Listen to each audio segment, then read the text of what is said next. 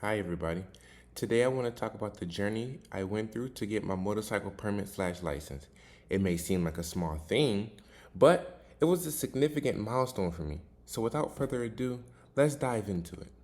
Rewinding to about a month ago in July, currently I'm making this video in August, I wanted to do things that kid me would have enjoyed, aka channeling my inner child and reconnecting with it.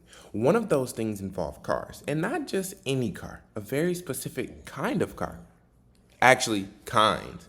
Back then, I really didn't care much for cars, nor do I now, but I like the things I like. Without going super deep, I'm going to scratch the surface level about what I mean. So, I was trying to find a good, reasonable price 5.0 Mustang, the 2015 or through the 2018 bodies. Fox body's cool too, and the 1970s through 1973 bodies are as well, but that just wasn't me. Or I was also trying to find a V8 Dodge Charger, but the 2007 body or 2013. The older bodies. I like the newer bodies too, but when I was young, that style, that look, it just always stuck with me. So trying to reconnect with that part of me, I was stuck in between and so indecisive, and I was thrown by it because I'm a person who is very sure of myself, and the fact I was indecisive about this was such a big sign. So I weighed the pros and cons, made a vital but crucial decision that made me dig deeper into my self-discovery to find that hidden gear. See what I did there? Mustang pros and cons. A pro is I love the way they look.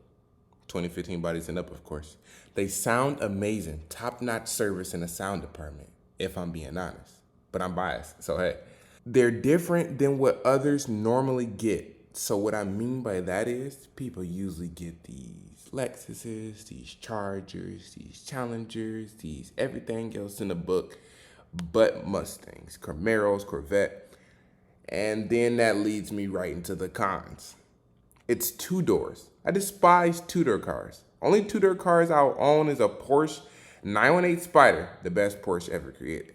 Once again, I'm biased, so I'm just saying.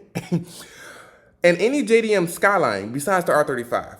But if someone gave me one, I wouldn't decline. You know what I'm saying? Like, if you give me an R35, I'm not gonna decline it. I just don't like it. If I had the money to buy it, I wouldn't buy it. I'm just saying. Lastly, they're crash dummies. But I mean, hey, all cars have stereotypes, right? So, with the Charger pros and cons, honestly, people could fight and say that there are more cons than pros, and some can do the complete opposite. But I'm gonna keep it simple. A pro for me, it looks cool. Four doors, V8 civilized, classy when need to be, active when you want it to be. Honestly, I love CTSVs, but Chargers had my heart as a kid, and that's what this is about. Cons, the fan base that comes with them, good and bad fan base. People love stealing them, the stereotype of people that own them, not just skin color or hairstyles, people personalities, and their life purpose is based around it. Of course, none of that matters to me, but that's why I still was going to get it, but something just didn't feel right when I was about to sign the papers to finally get something that I dreamed of. So next, once I finally dug deeper, I realized that I used to love bikes way more than any car in this entire world. I used to know all type of bikes from the back of my hand. But as I grew older, I grew out of that, not purposely, but it just happened, and I started liking cars because it's in my blood and I was surrounded by that environment. All my brothers, they love cars, they work on them. I worked in shops, I did this and I did that, etc. But since I've been out here in North Carolina, I've been doing more things to touch base on myself, and I found out that I used to like bikes. So, first thing I did was got up off my butt cheeks and I went to a motorcycle store to boost me and give me inspiration. Just how people go to car shops and car stores to look at, and dealers to look at cars to see what they are interested in before they do their research and do whatever they need to do to go purchase that item. That's what I did. So I went to a place called Freedom Cycles. It's partnered with another facility that's in that same building called Team Charlotte Motorsports and Matthews Fun Machine, where they're moving to next door. I may have got that mixed up, but yeah. I went in there, talked to a guy, he directed me. I told him I was looking around, I'm just trying to figure some stuff out. He said, okay, I'll bring a salesman over to you or somebody to talk to you soon. Then 3, 4, 5 minutes later, I met a guy named Bobby. And I was looking at a few bikes before talking to him. and the bikes were top notch. They were amazing. I loved it so much. And talking to Bobby, he went over everything with me. He was saying what I should get into, how I should do it, how I should go about it. We had a nice long chat. He is the most amazing man and male figure I've ever met in my entire life. One of them. I've met a couple, like 2 or 3, but he's one of them, and he put some knowledge in my head that I am so grateful for, and I can't wait to share it with y'all. After that amazing experience, I finally had a good grasp on the type of bikes that I was looking at, what I wanted to go for, how invested I was into seriously learning something new. And once I went there and left that place, my heart just beat like it just beat it differently. And that's what I was looking for. That is what I didn't feel when I was in the car dealerships looking for the cars that I dreamed of. So what I did as soon as I went home, I started doing some practice tests, some DMV practice tests, some safety courses, etc. I self-trained and I self-taught. I did everything myself. I failed after fail after fail after fail, getting tons and tons of questions wrong until I finally got that first test right, until I finally start actually understanding what I was doing and what I was teaching myself. And then I started to get good. I started to get less questions wrong and more questions right. And then I started watching videos on YouTube. I started to watch certain channels. I started to expand my horizon. And then I came back to take some more tests, see if I can pass some without getting any wrong. Pass, pass, pass. Hold on. Pass.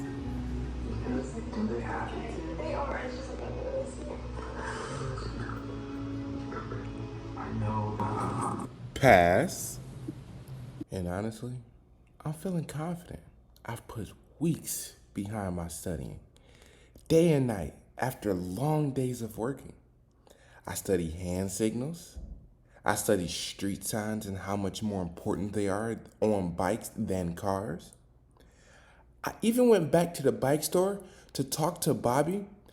He has ultimate faith in me that I'm going to pass my permit test. He even told me about some bike night that was happening that night, if I wanted to scratch my motorcycle itch, if you get what I'm saying. So, took his advice. I went there. Sadly, no bike showed up. So I said, F it.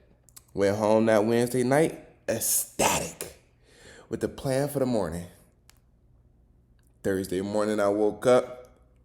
Only thing on my mind was making a decision. So guess what I did? You know, it made no sense.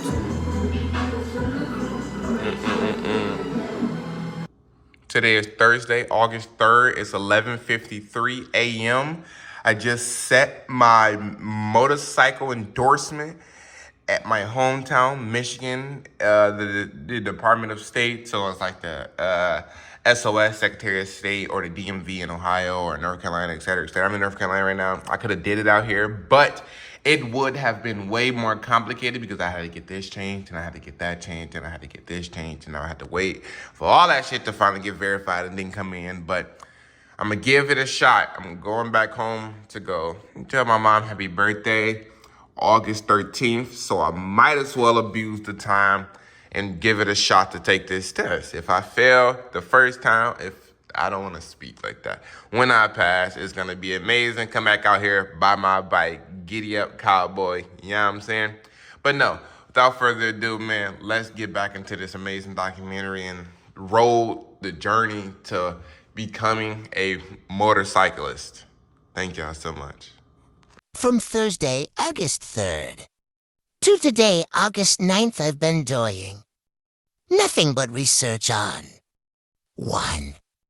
Learning more about bikes and how to safely operate them and navigate while riding. 2. Like Resurrect, I got some good starter bikes.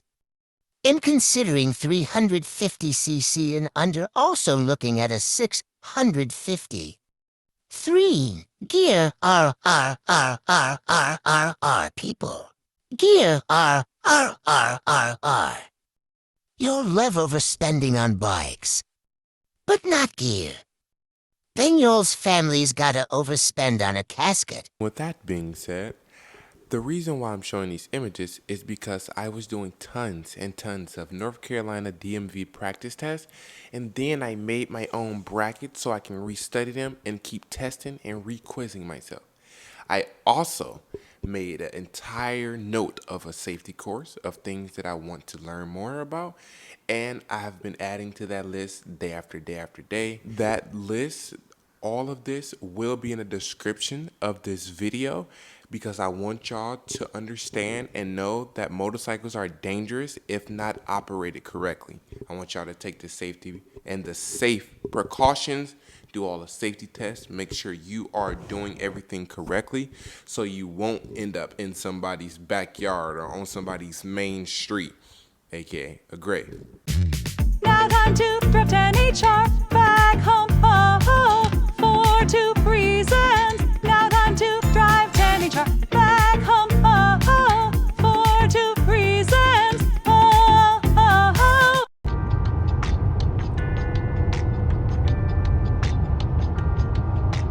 Driving through clouds.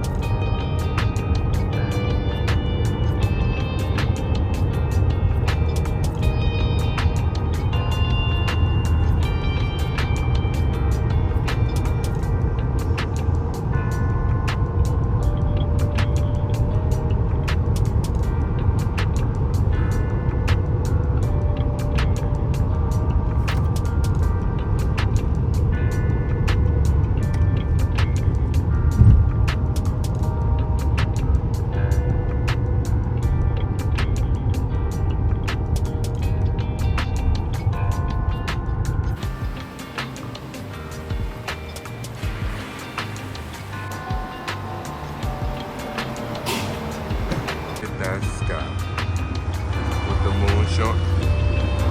Fellow biker, fellow future biker. Glorious. This is West Virginia. We are at a Dunkin'.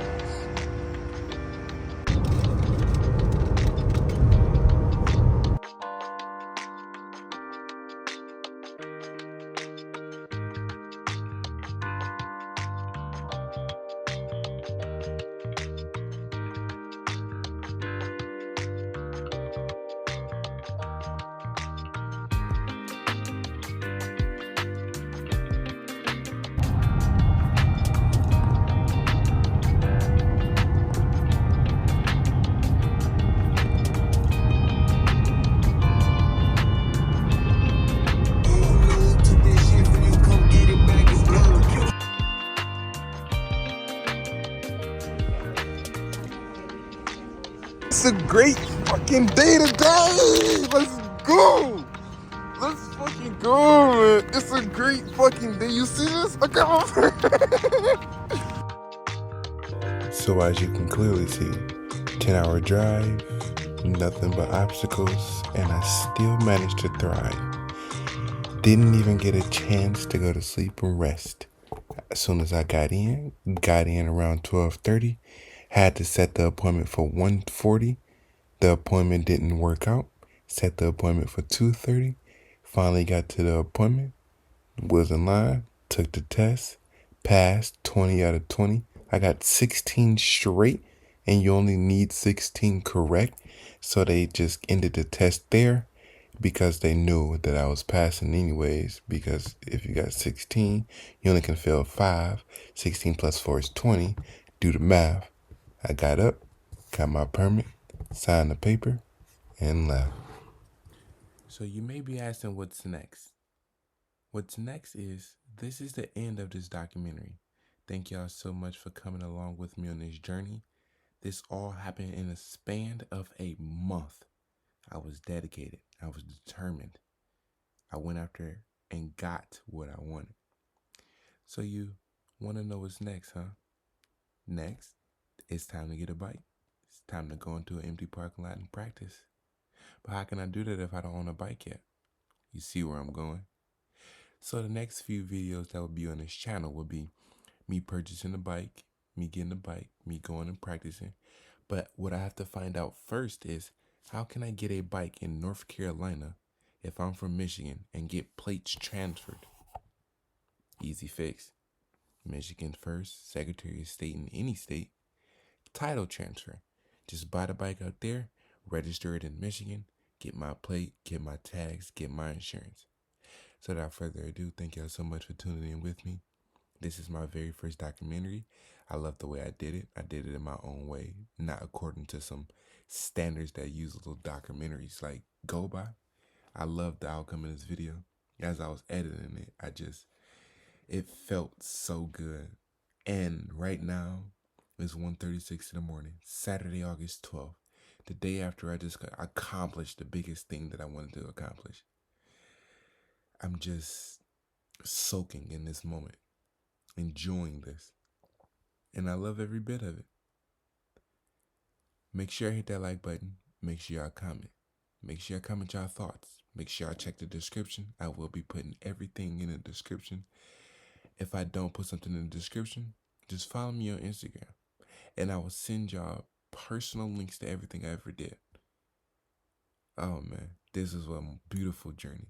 Thank y'all so much for tuning in. I can't say it enough. Now let's get on to the next video, and let's keep going forward with this progression. We're moving fast, but taking our time slowly to be safe. IRS, I'm in a different tax bracket than you niggas. You know what I'm saying? So ride slow. I'm out. Peace.